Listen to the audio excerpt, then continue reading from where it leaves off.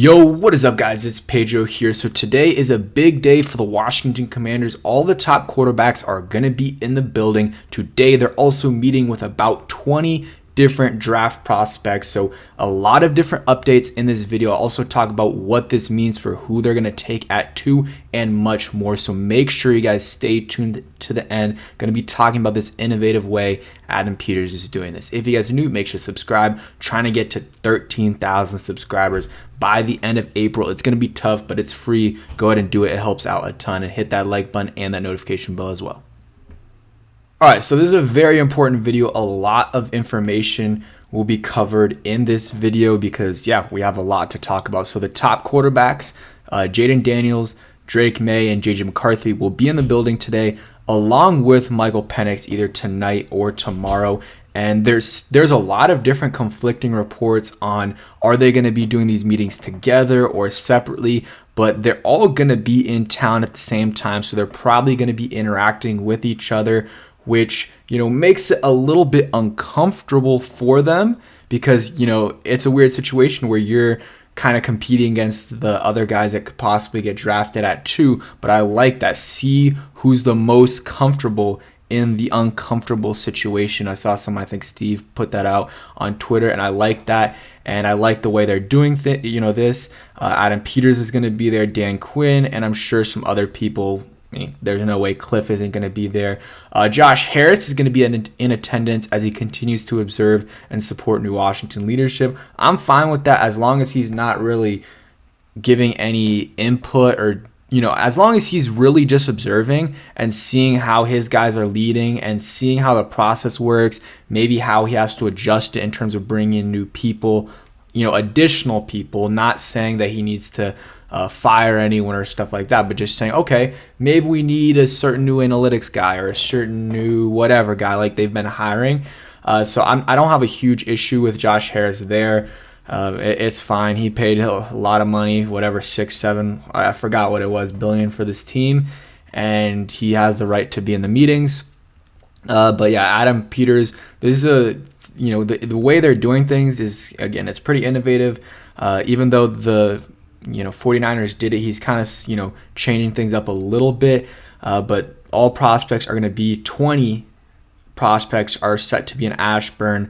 I guess they said tomorrow, so some of them will be in there today. All of them will be there tomorrow, and it's interesting. It's very interesting the way they're doing things, and this is what he said. Jayden Daniels, Drake May, JJ McCarthy, and Michael Penix are going to be on their top 30 visits together tonight and tomorrow. And yeah, so some of them are coming in tonight. Some of them are going to be here earlier today or sometime today. So they might get they might do some stuff by themselves, but also they will be doing stuff alone as well. Let's keep going through the updates. Some aspects of these visits will be done with the players together and interacting with each other, and other things will be done individually. So kind of what I said earlier.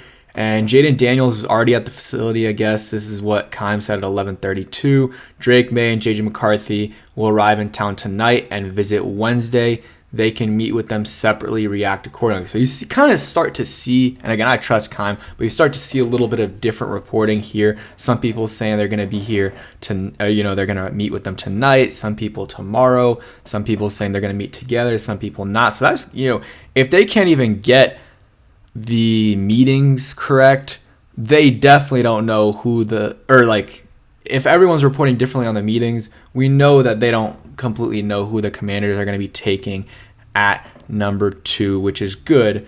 I think, all options are on the table at 2. I saw Rio's, post. They could take Daniels, they could take May, they could take McCarthy, or they could trade back and take Penix. I don't agree with that last one, and I don't think, he thinks it's going to happen either.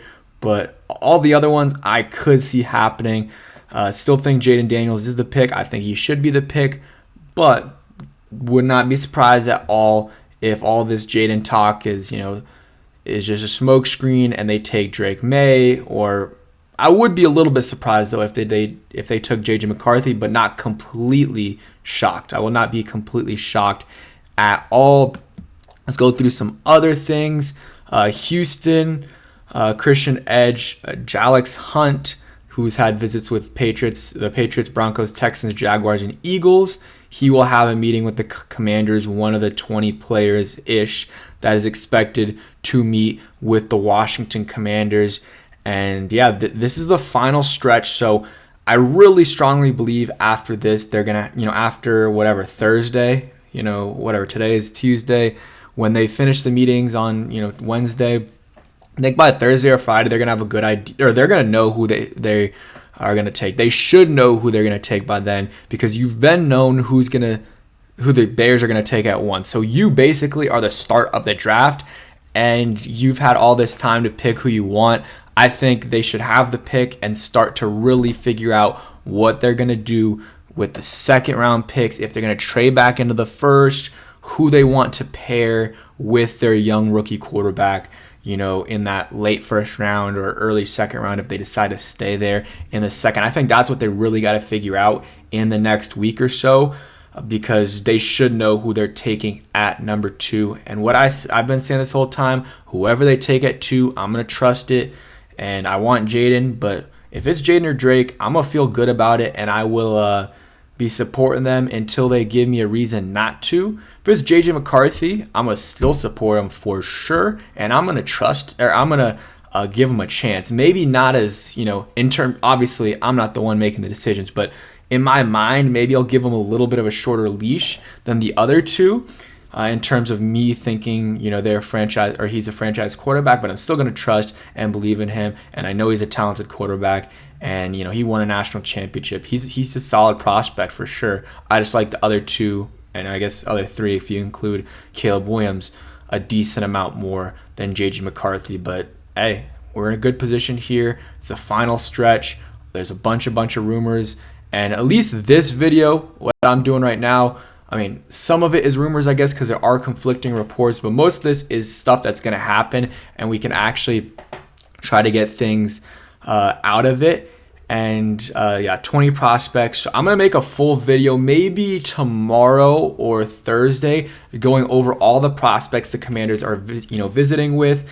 And I saw someone tweet out, and I'm going to do some more research about this, but a lot of times the guys that Adam Peters or the 49ers bring in for their top 30 visits, whatever you want to call them, usually they draft from that list. So it could be indicative of who they take here in the second round and third round. That's what I would use the top 30 visits for. Prospects that you're looking for either late first, second round, and third round, because you don't need to be, besides the quarterbacks, you don't need to be wasting your time looking at a guy like Brock Bowers or Malik Neighbors or Marvin Harrison, those top prospects, or even like the guys in the top 10, top 15, because you're not going to take them. Maybe some of those late first or mid first round tackle prospects you can take a look at, see, maybe is it worth trading back into the first round to get one of those guys? That's something that they can possibly do. So I'm going to be interested to see the full list of guys that visit